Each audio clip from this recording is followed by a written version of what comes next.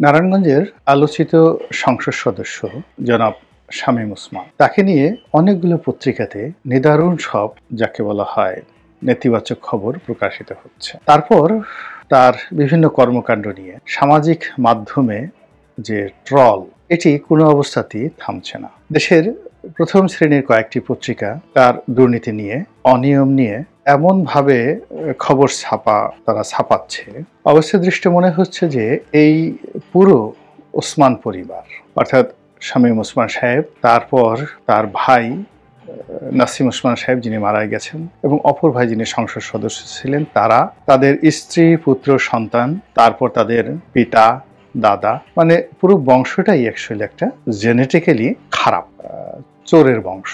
এবং যেন তেন চোর নয়, সে চোর হলো যে সন্তানকে নিয়ে যদি বাবা একত্রে চুরি করে, তাহলে বুঝতে পারেন যে বাপ বেটা একসাথে রাতে সিধেল চুরি করতে গিয়েছে। 2 নম্বর হলো যে স্ত্রীকে সঙ্গে নিয়ে চুরি করছে। স্বামী স্ত্রী দুজনই চোর, অর্থাৎ স্বামী হলো চোর আর স্ত্রী হলো চুরুনি। আমাদের যে সমাজের ব্যাড কালচার, সেটা হলো আমরা যখন কোনো মানুষকে ছোট করতে চাই তখন দুটো কাজ করি। প্রথমত নিজেকে দিয়ে চিন্তা করি যে আমি আসলে কত খারাপ, মানে আমি যদি নিজে চুরি করতাম তাহলে আমার স্ত্রীকে সঙ্গে করে নিতাম কিনা, আমার সন্তানকে সঙ্গে করে নিতাম কিনা, কিংবা আমার বাবা যদি জীবিত থাকতেন সবাইকে নিয়ে আমরা একত্রে কলা, কচু, মুরগি, ডিম, সিধেল চুরি এই জিনিসগুলো একসাথে করতাম কিনা, বা ডাকাতি হলে সদল বলে সপরিবারে ডাকাতি করতাম কিনা, এরকম একটা চিন্তা যদি আমার মধ্যে থাকে, ওটাই আমি যখনই সুযোগ পাই আমার প্রতিপক্ষকে আমি ওভাবেই ট্রিট করি। এটা হলো আমাদের সমাজের কিছু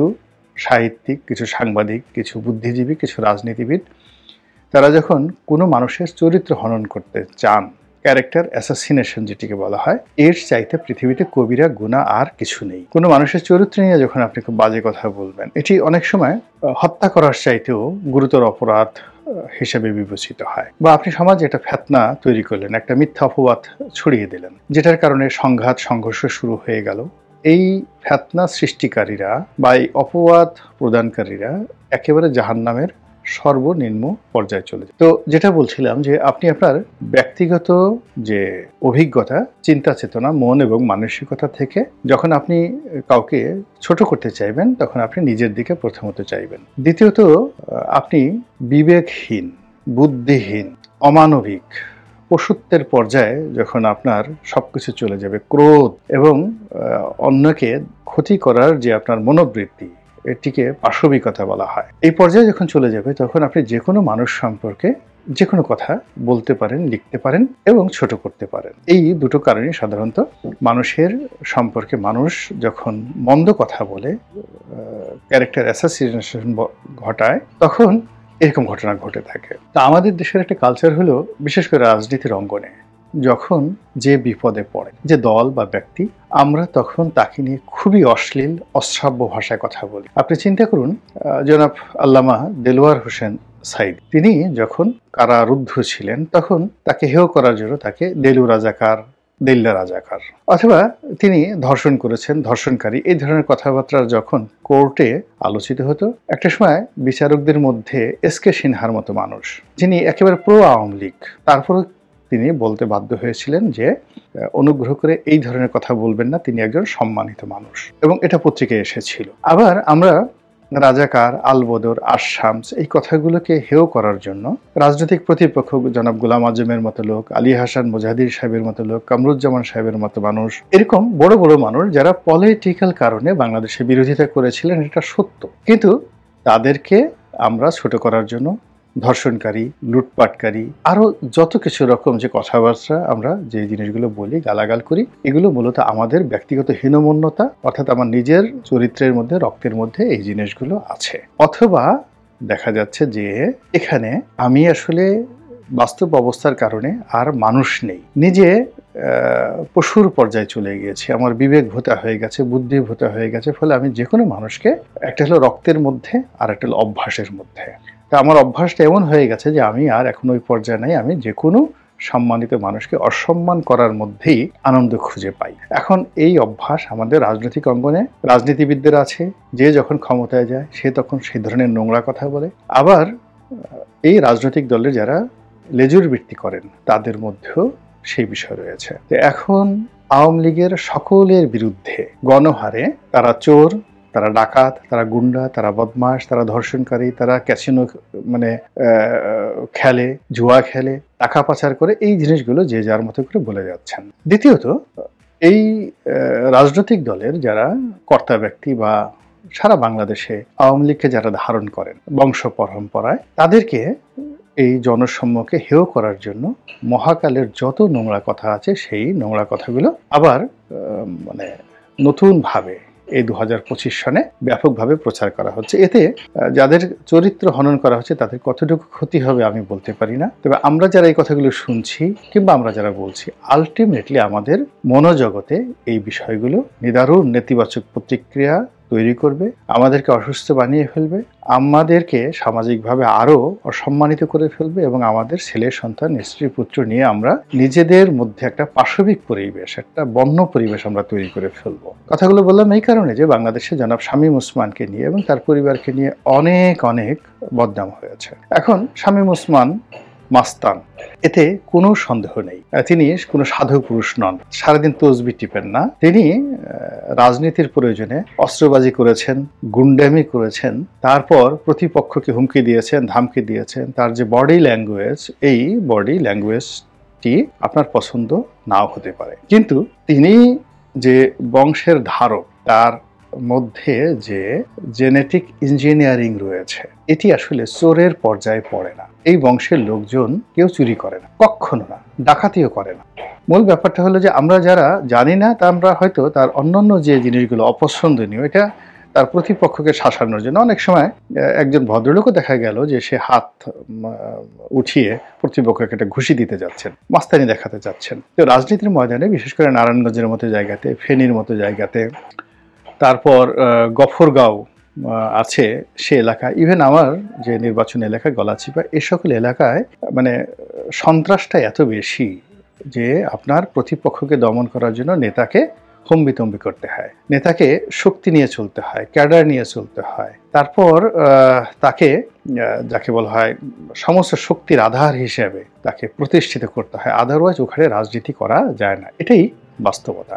এখন ওই সকল এলাকাতে আপনি যাকেই পাঠান না কেন, জামাতের লোককে পাঠান, হেফাজতের লোককে পাঠান, ক্ষমতার কেন্দ্রে বসানোর সঙ্গে সঙ্গে দেখবেন 24 ঘন্টার মধ্যে তিনিও শামীম ওসমান হয়ে গেছেন। তো যেটা বলছিলাম যে শামীম ওসমানের দাদা, তার বাবা, তার ভাই ব্রাদার ওই এলাকাতে রাজনীতিতে তাদের যে কন্ট্রিবিউশন, এটি বাংলাদেশে এই ধরনের পরিবার মানে 3 জেনারেশন, মানে শামীম ওসমান 4 জেনারেশন। শামীম ওসমানের সন্তানদেরকে যদি ধরি, সেই সন্তান, তারপর শামীম ওসমান, তারা, তার বাবা এবং তার দাদা, 4টি জেনারেশন কন্টিনিউয়াসলি একটি রাজনৈতিক আদর্শ ধরে আছে। 1, 2 নম্বর হলো তারা রাজনীতি করছে, 3 নম্বর হলো জনগণের সঙ্গে তাদের যে অ্যাটাচমেন্ট। এইরকম যদি আপনি খুঁজতে যান, সারা বাংলাদেশে শামীম ওসমান পরিবারের মতো, ওসমান পরিবারের মতো দ্বিতীয় কোনো পরিবার আপনি পাবেন। তাদের সঙ্গে মোটামুটি সালাউদ্দিন কাদের চৌধুরী সাহেবের পরিবারের মিল থাকতে পারে। এর কারণ হলো ফজলুল কাদের চৌধুরী, সালাউদ্দিন কাদের চৌধুরী এবং তার সন্তানেরা এখন রাজনীতি করছেন। এখানে 3টি জেনারেশন, কিন্তু 4র্থ জেনারেশনে রাজনীতি করছেন এবং সফলভাবে রাজনীতি করছেন, এবং পুরো জেলা এবং বাংলাদেশে যাদের পরিচিতি রয়েছে তার মধ্যে নারায়ণগঞ্জের ওসমান পরিবার 1 নম্বর। এখন এই 1 নম্বর ওসমান পরিবার চুরি করছেন। চোর বলতে আমরা কি বুঝি? চোর বলতে আমরা বুঝি যে সিধেল চোর, সারা গায়ে তেল মেখে কোনো মতে একটা নেংটি পরে, অথবা অনেক চোর উলঙ্গ হয়ে ঘরে ঢুকে সেই এর হাড়িটি, পাতিলটি, এইগুলো তারা চুরি করে। আবহমান বাংলায় এদেরকে চোর বলা হয়, সিধেল চোর, ঘরে শীত কেটে। বর্তমান জমানাতে আসলে এখন সিধেল চোর নেই। দ্বিতীয় যে চোর আছে সেটা হলো গ্রাম বাংলায় কলা চোর, মুরগি চোর, এমনকি ডিম চোর। আপনারা যারা গ্রামে থাকেন তারা দেখছেন যে গ্রামে অরক্ষিত অবস্থায় মুরগির খোপ থাকে, ঘরের বাইরে থাকে। তো রাতে এসে শিয়ালও যেমন মুরগি চুরি করার চেষ্টা করে, আবার কিছু মানুষ ওই খোপ থেকে মুরগি চুরি করে নিয়ে যায় বিশেষ কৌশলে। আবার অনেক ক্ষেত্রে মুরগি চুরি না করে দেখা গেল 4-5টা ডিম চুরি করে নিয়ে যায়। প্রচণ্ড অভাবের তাড়না এই কাজগুলো হয়ে আসছে। বর্তমান জমানাতে আসলে এই চৌর্যবৃত্তিগুলো নেই বললেই চলে। তো কাজেই এখানে যার সম্পর্কে আপনি চোর শব্দটি ব্যবহার করছেন, এটি ব্যুৎপত্তিগতভাবে ঠিক না। আপনি কাউকে ডাকাত বলতে পারেন, আপনি তাকে ছিনতাইকারী বলতে পারেন। এই গেল একটি বিষয়। ২ নম্বর হলো যে বাবা এবং ছেলের সম্পর্কটি সবসময়ই পবিত্র থাকে এবং পৃথিবীর সবচেয়ে খারাপ পিতাও তার সন্তানকে চোর বানাতে চায় না এবং নিজের কুকর্মের অংশীদার বানাতে চায় না।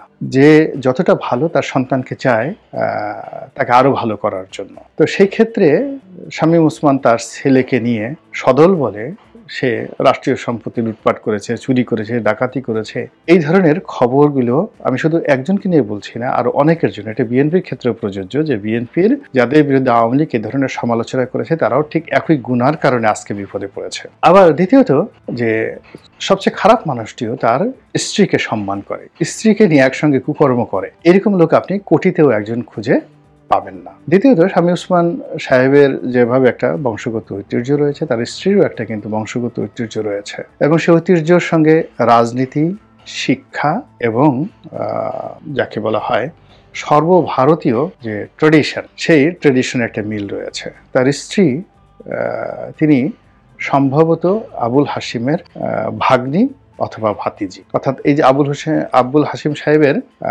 ছেলে হলো বদরুদ্দিন ওমর। তো তিনি সম্ভবত না, মানে আমি শুধু এখানে ভাগ্নি অথবা ভাতিজি দুটোর একটা হবেন। এখন আবুল হাশিম সাহেবকে সর্বভারতীয় রাজনীতিতে যিনি মহাত্মা গান্ধী, পণ্ডিত জওহরলাল নেহরুদের পর্যায়ের নেতা ছিলেন, আর বঙ্গীয় রাজনীতিতে আবুল হাশিম সাহেব শেরে বাংলাকে ফজলুল হক, নেতাজি সুভাষচন্দ্র বসু, শরৎ বসু, উনাদের পর্যায়ের, আবুল কালাম আজাদ উনাদের পর্যায়ের নেতা ছিলেন। তো কাজেই সেই যে রক্তের ধারক তাকে আপনি হঠাৎ করে চূর্ণী বলে ফেলবেন, মহিলা চোর বলে ফেলবেন, এটি আসলে এক ধরনের মানসিক বিকারগ্রস্ততা, তিনি যেই হন না কেন।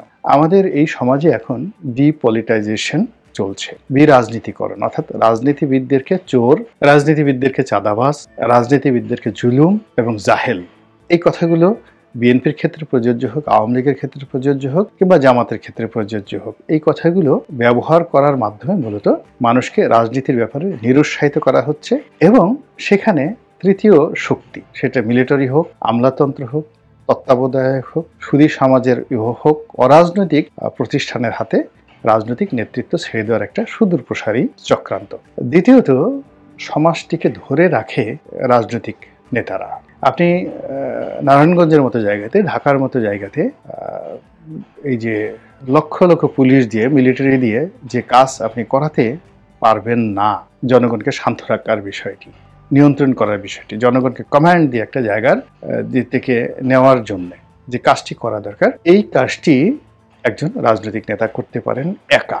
লক্ষ মিলিটারি যেটা না করতে পারে, একজন রাজনৈতিক নেতা তার এমন সম্মোহনী ক্ষমতা রয়েছে যে তিনি যদি একটা মাইক হাতে পান বা কোথাও গিয়ে শুধুমাত্র দাঁড়ান অথবা কথা বলার সুযোগ পান, মুহূর্তের মধ্যে ওখানে একটা হৃদয়ম তৈরি হয়ে যায়। তা আমরা মূলত শামীম ওসমানদের মতো মানুষদেরকে বিচার না করে, জাস্টিফাই না করে, তাদেরকে আইনের আওতায় না এনে ঢালাওভাবে তাদের বিরুদ্ধে কথা বলে যে বিরাজনীতিকরণের দিকে দেশকে ঠেলে দিচ্ছি, এটি আলটিমেটলি আমাদের সবার জন্য ক্ষতিকর।